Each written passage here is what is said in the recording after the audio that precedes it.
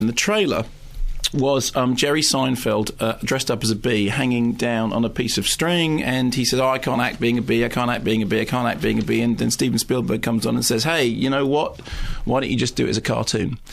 And I had that sort of feeling when I was watching Bee Movie. So the story is that apparently Jerry Seinfeld said to Spielberg, I got this idea to make a film about a bee.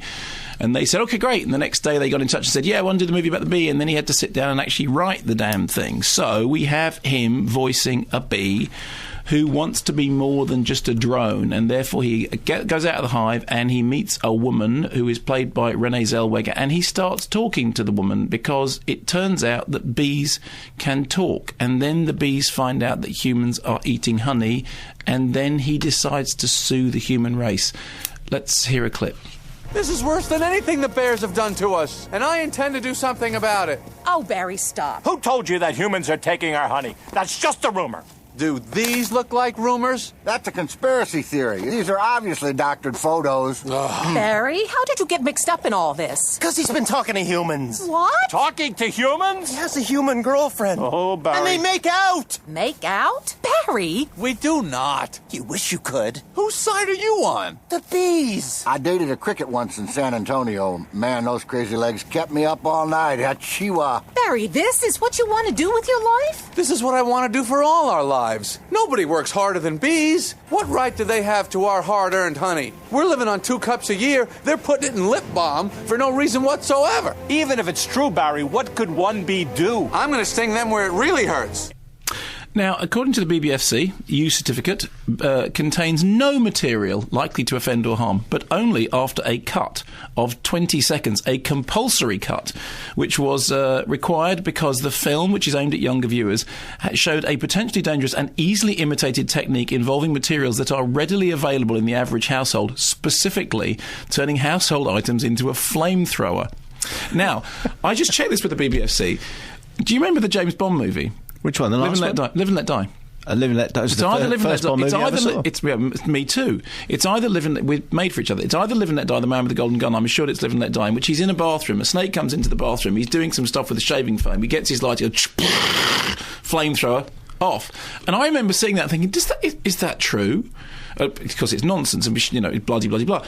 But anyway, the BBFC have apparently become much more concerned about that sort of thing since then.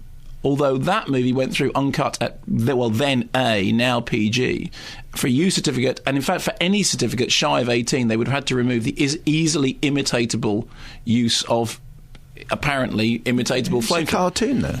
Yeah, I know, but it's an instructional thing. I just mentioned that now, and the reason I mention it is it's one of the most interesting things about Bee Movie, which otherwise is not very interesting at all. Several problems with it, and they go something like this.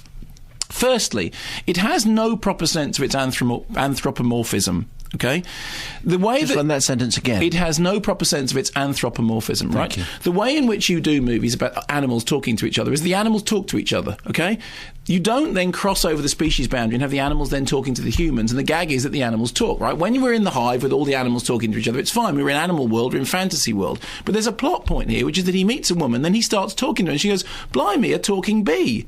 So the gag isn't that bees live their life in relation to humans. The gag is that all bees actually talk, which means that none of the rest of the movie makes any sense, because bees don't wear hats, bees don't fly bees don't drive cars. None of these things happen. So you've trodden over the line. You've broken the unwritten rule of this. You can't do that. It's like you can do. No, you can't. It's like made up. It's not true. No, it doesn't work. It does. No, there are rules that doesn't work if you do that. In the same way as it doesn't work in Ocean's blah, when Julia Roberts manages to get into a club because she looks like Julia Roberts, but nobody says, yeah, but he looks like Brad Pitt and he looks like George Clooney and that other guy looks like Casey Affleck. And anyway, there's a whole movie crew around it. It doesn't. No, sorry. There's ways of doing anthropomorphism, and that ain't one of them. Number one. Number two. It's a comedy about lawyers. It's a comedy in which a bee sues the human race. Right? Well, very funny for the the grown-ups and all the rest of it.